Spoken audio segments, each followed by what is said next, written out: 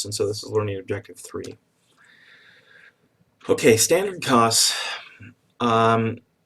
These are targets or standards that are established for direct material and direct labor. These costs are what we record in our accounting system, and then the actual price or usage are compared, and we end up with these variances. So think of a standard cost as a budget for a single unit. In a standard cost system, each unit has both a quantity standard and a price standard. So I want you to think about this for 1 second. If I'm if I'm a motorcycle manufacturer, I have a part of my cost to build a motorcycle is tires.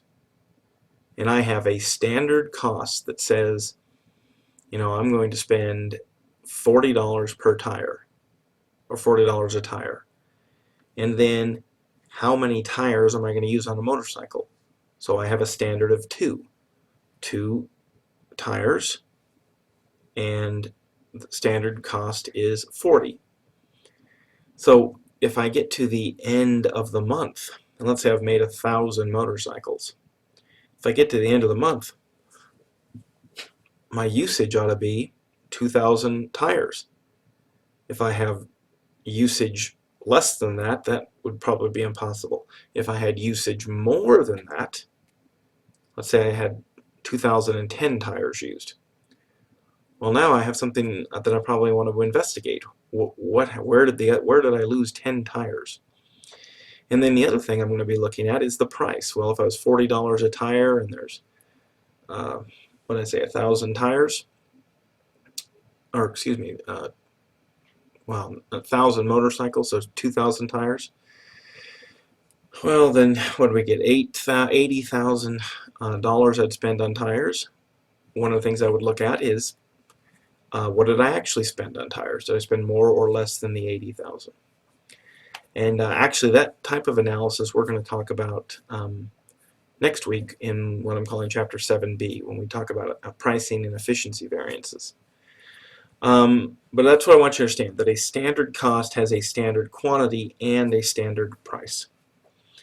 And one of the things to consider is there's usually some waste or some spoilage. So the reality is I probably don't say I have 2 tires per motorcycle.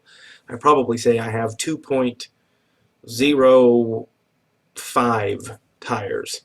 And what I have done is I have factored in a little bit of waste, knowing that every 100 tires or so I use, I find one that isn't good, and I have to throw it out and use a different one.